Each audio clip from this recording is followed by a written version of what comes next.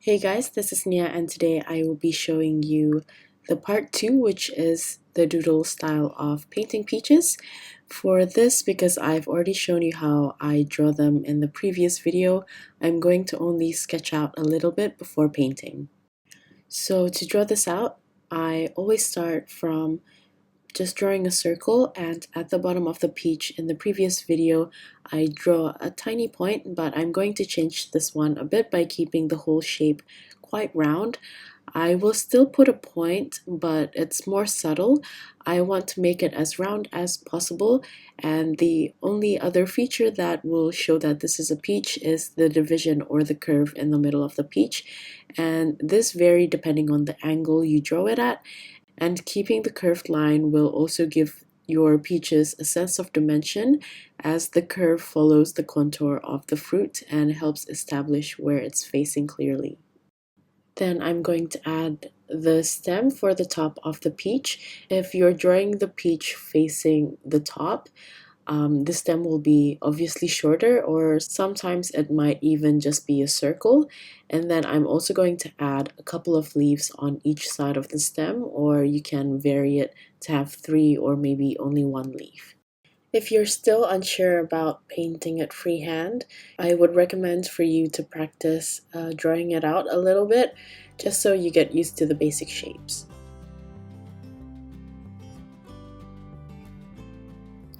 For the colors, I'm going to use cute pastel colors for this, but I'm going to keep everything quite simple. The first color I'm going to use is a mix of Orlin yellow and white gouache to create a really nice light tint of yellow, and I'm also going to mix permanent rose with white gouache to create this really sweet pink color. For the watercolor, I'm going to be using my Holbein set, except for the rose, which I will be using a Winsor & Newton brand.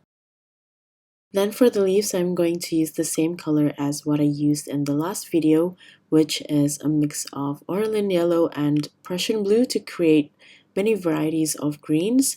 You can add more yellow in the ratio to make the green more light and more of a lime green color, or more Prussian blue for a deeper green. To suit the cute doodle style, I'm going to mostly use the lime green color, but add the deeper green as accents or extra detail for the leaves later on. So these are the basic colors that I'm going to work with at the moment, and then as we progress, I'm also going to add other colors for the extra details.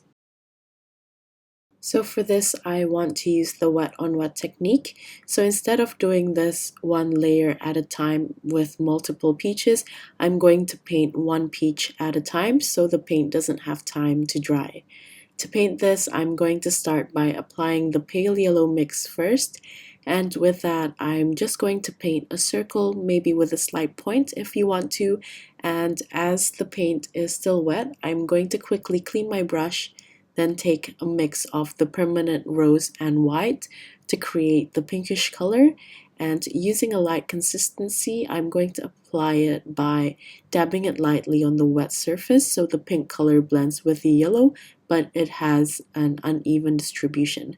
Please keep the consistency nice and light here so the paint has a bit of water to travel around the wet base surface, with some parts more pink than the other.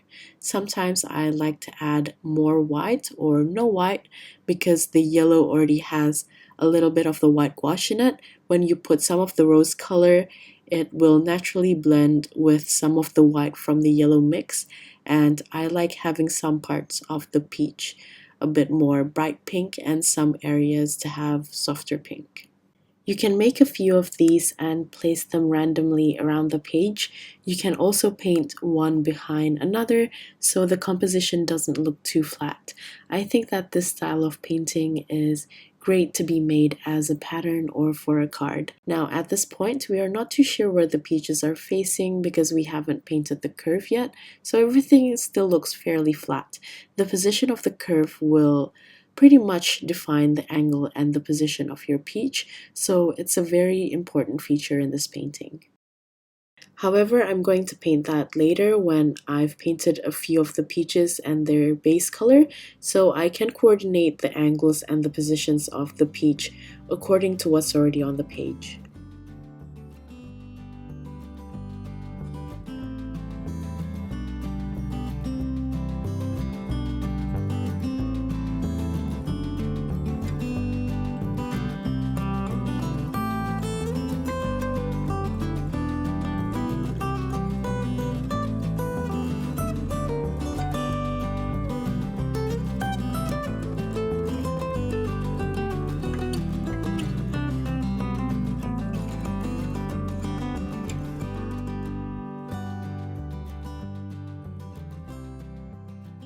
For the curves, I'm going to mix some of the Crimson Lake with some yellow and white gouache to create a muted warm pink. Because the curve will always have a slight shadow, I decided to use more of a muted red instead of just using the rose. So for the curve, I'm going to paint this in a light consistency because I don't want it to stand too much against the soft base color of the peach. Instead, I want the curve to be defined and yet still blends with the rest of the painting so it doesn't look too stiff. I mean, if you use too thick of a consistency or too dark of a mixture, the line might end up looking like an outline, like a two-dimensional outline instead. So what I do is take the thin consistency, I apply it, and then on one side I blend it out with the rest of the peach, and then the other side will be quite well defined.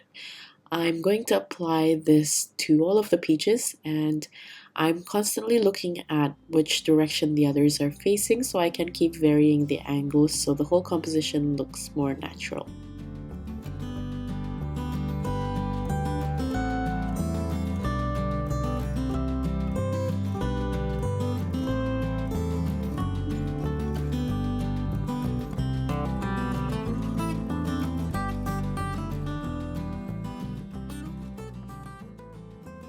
Once I'm done with the curves, I'm going to use a mix of burnt sienna and burnt umber for the stem. I find that the burnt sienna looks a bit too light and the burnt umber looks a bit too dark for the stem, so I end up mixing the two together to get the tone that suits the rest of the painting. Using the mixture, now I'm going to paint the stem. And for this, I'm just doing a tiny line, making sure that the top of the stem is a little bit rounded instead of pointy, because that's how they snap off or cut off the stem from the tree. And once I'm done with the base color of the stem, I'm going to take a little bit more of the burnt umber into the mixture, and I'm going to paint a tiny bit of that at the bottom of the stem where it's connecting to the peach.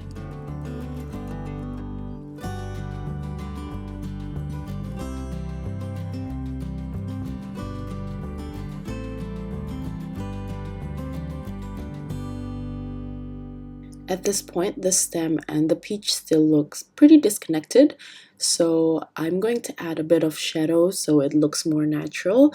And for that, I used the mixture for the curve of the peach, but I added a little bit more Crimson Lake to mute the color and darken it a little bit. Next, I'm going to be painting the leaves using a mix of Prussian blue and Orolin yellow. And for the base color, I want to create more of a lime green, so I used more Orolin yellow to get the brighter green tone. To paint the leaves, I'm going to use a medium consistency because I want the green color to be quite vibrant, so it complements the pinkish color of the peach. But sometimes I also like to add a little bit more of the Prussian blue for a different shade of green. I find that varying the tones of greens will bring out more life into the painting.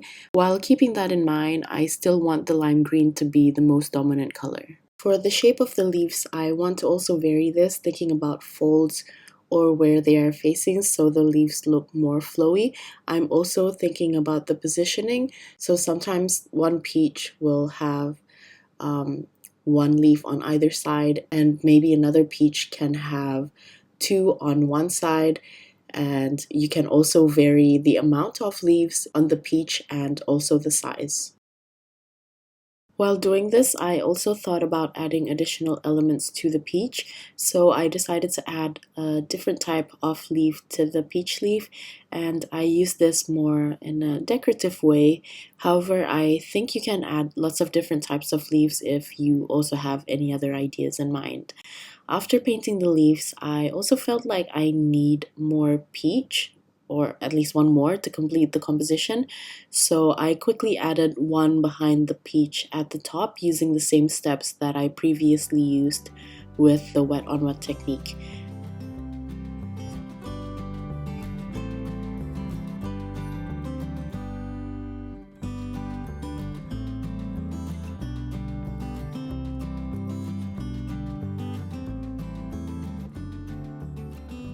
And And while I was waiting for the base color to dry off, I used the time to add a few more leaves and also thought about adding a little bit more dimension to the peach leaves by using a slightly deeper green. To do that, I added a little bit more of Prussian blue, but I'm still keeping the consistency nice and light so it doesn't overwhelm the whole painting. And I'm going to apply it to half of the leaf to create an illusion of a fold from the midrib of the leaves. Then I went back to the peach again once the base color feels completely dry, and I added the curve using a thin consistency of the Crimson Lake mixture. I then add the stem, the shadow of the stem, and also the leaves.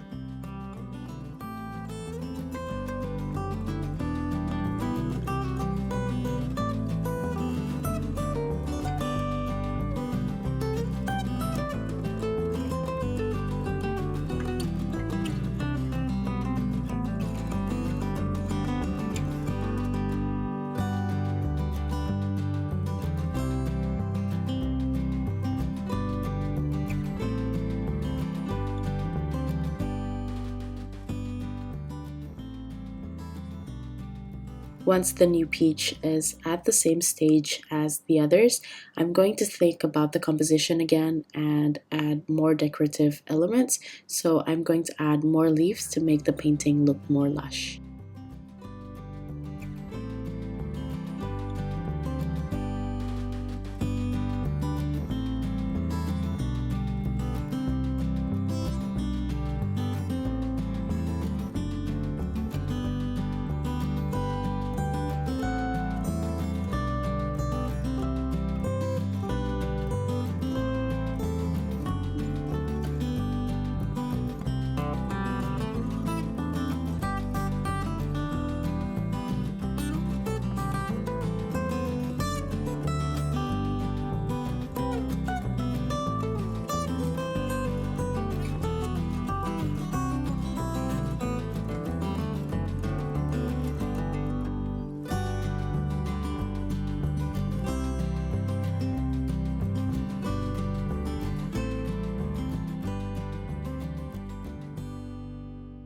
I decided to go a little bit further with the decorative elements, and to do that I'm going to add small pink flowers. I'm using a mix of rose and white gouache and the tiniest bit of the pale yellow, but that's probably just something that I have left from my brush to create 5 small petal flowers scattered around the peaches.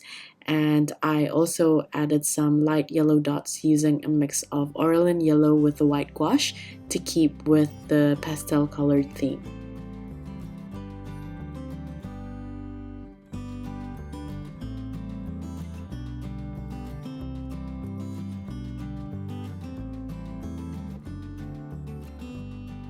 Once the base color of the flower is dry, I used a little bit of Crimson Lake to add a few lines in the middle of each flower to indicate some pollen at the center. Before completing the painting, I always like to look at the overall painting first to see if I'm okay with the composition or if I want to add anything else to fill in any blank space. And I feel like the bottom is quite empty compared to the heavy top, so I'm just going to add a bit more decorative components to complete the whole painting.